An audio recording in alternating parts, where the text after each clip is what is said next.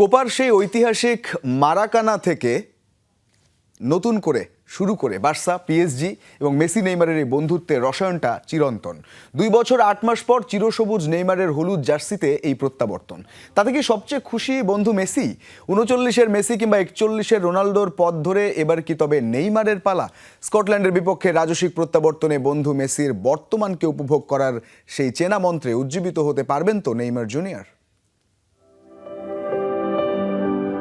5 বছর আগের এই ছবিটা এখনো জ্বলজ্বলে। 2021 সালের 10 জুলাই ঐতিহাসিক মারাকানা স্টেডিয়াম। কোপা আমেরিকার ফাইনালে আর্জেন্টিনার কাছে 1-0 গোলে হারার পর ব্রাজিলের নেইমার জুনিয়র নিজেই ছুটে গিয়েছিলেন আলবিসেলেস্তেদের ড্রেসিং রুমে।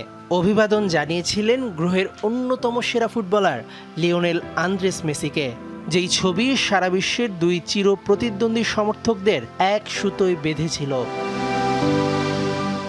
মেসি নেইমারের বন্ধুত্ব তো নতুন নয়, সেই বার্সা থেকে শুরু করে PSG, never end to be continue. 2 বছর 8 মাস 7 দিন বা 981 দিন পর ব্রাজিলের হয়ে সর্বোচ্চ গোলদাতা নেইমারের হলুদ জার্সিতে ফেরার আড়ালে সবচেয়ে খুশি হয়তো বন্ধু মেসি। কোচ কার্লো আনচেলত্তি নাছোড়বান্দা। ইনজুর্ড নেইমারকে যদি খেলাবেনই না তাহলে আনলেন কেন? নেইমার কি শুধুই শোপিস? এমন প্রশ্নকর্তাদের মুখে ঝামা ঘষে স্কটল্যান্ডের বিপক্ষে নামিয়ে দিতে চান ব্রাজিলিয়ান সুপারস্টারকে। তবে সমালোচকরা প্রশ্ন তুলছেন, যেই নেইমারকে সবশেষ হাইতি ম্যাচে টিমের সাথেই রাখা হলো না, সেই তাকে দিন 4 পর ফুল ফিট বলে নামিয়ে দেওয়া হচ্ছে।